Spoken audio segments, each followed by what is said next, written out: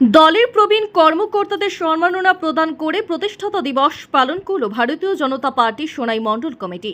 শনিবার সোনাই মতিনগর রোডে দলীয় কার্যালয়ে আয়োজিত সভায় উত্তরীয় দিয়ে বরণ করে ও উপহার সামগ্রী তুলে দিয়ে প্রবীণ কর্মীদের সম্মাননা জানানো হয়। মণ্ডল বিজেপি সভাপতি ভজন সেনের পৌরোহিত্যে সভায় দলীয় কর্মকর্তারা বিজেপির জন্মলগ্ন থেকে আজ পর্যন্ত বিভিন্ন ঘাত প্রতিঘাতের কথা তুলে ধরে দলের উত্থান প্রসঙ্গে আলোচনা করেন। মণ্ডল সভাপতি ভজন সেন দলের বিভিন্ন দিক তুলে ধরে বক্তব্য রাখেন, প্রবীণ কর্মীদের প্রতি শ্রদ্ধা নিবেদন করেন। এদিনের প্রতিষ্ঠাতা দিবস অনুষ্ঠানে বক্তব্য রাখেন সোনাই পুরসভার চেয়ারপারসন শিলু রানী দাস, দলের মণ্ডলের দুই সহসভাপতি অশোক কুমার গোয়ালা ও রামকৃষ্ণ নাথ, সোনাই পুরসভার ওয়ার্ড কমিশনার বিবু রায় সহ অন্যান্যরা।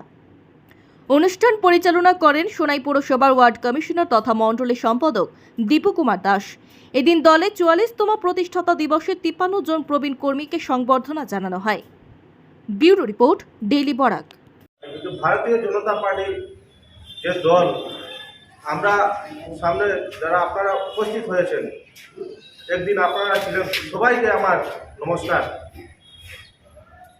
আপনারা যখন ভারতীয় জনতা পার্টি করেছেন তখন ভারতবর্ষে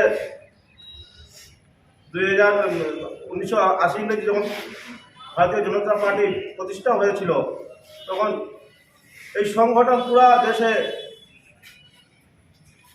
ভারতীয় জনতা পার্টির সিম্বল নিয়ে এত ছিল না। ভারতীয় জনতা পার্টি আপনারা জানেন 1980 ইংরেজিতে প্রতিষ্ঠা হয়েছে। 1984 ইংরেজিতে যখন প্রথম পার্লামেন্ট ইলেকশন হয়েছে, আমাদের 1984 ইংরেজিতে দুটি আমরা পার্লামেন্টে আমাদের সদস্য ভারতীয় জনতা পার্টি আমাদের দল থেকে নির্বাচিত হয়েছিলেন। 1989 ইংরেজিতে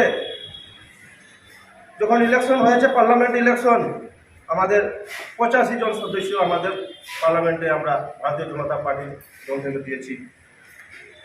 1991 ইংরেজিতে যখন পার্লামেন্ট ইলেকশন হয়েছে, আমরা 120 জন সদস্য দিয়েছি ভারতীয় বিজেপির সভাপতি ছিলেন। আমার সামনে বসা আছেন আমার দাদা সুশীল দাস মহাশয়, এরপরে শীতাংশু চক্রবর্তী হয়েছিলেন।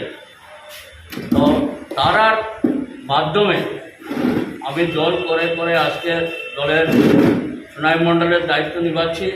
কারণ ওনারা যদি থাকতেন না, তাহলে সম্ভব আশা আমার মনে হয়েছে যে আমি এইভাবে ভারতীয় জনতা পার্টিতে প্রথম আমার যেমন দাদা সুশীল দা, মণিলাল ধর, সুখেন্দু দেব, ওনারা ছিলেন, রজিতারঞ্জন দেব, ওনারা নিজের পয়সা দিয়ে আমাদেরকে চালাতেন।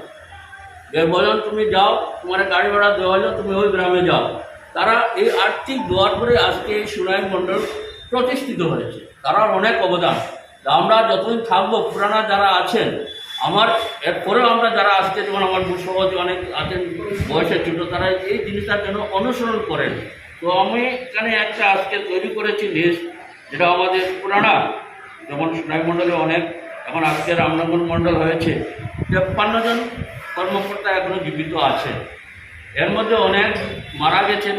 গত 2 মাস আগে আমার এক সভাপতি অজিতুদ্দিন লস্কর, অতি পুরানা কর্মকর্তা ছিল, মারা গেছেন। বরেন্দ্র দাস, মনোরঞ্জন দাস, সুজিত দাস, আমার বয়সের ছোট, সে মারা গেছে দক্ষিণবঙ্গে। তারা আত্মার বলিদানের পরে আজকে এই জিনিসটা তার নমস্কার। আমাদের মধ্যে আরেকজন আছেন, আমাদের দিদারপুর জিপির সৈফুদ্দিন মহাশয়, ওনার পরিষদে আছেন। ওনার আদর্শ এবং নিয়ে আমি অনুভূত হয়ে ওনাকে আমি আজকে আমন্ত্রণ করেছি যে এই সভায় ওনাকে আমি সংবর্ধনা দেব।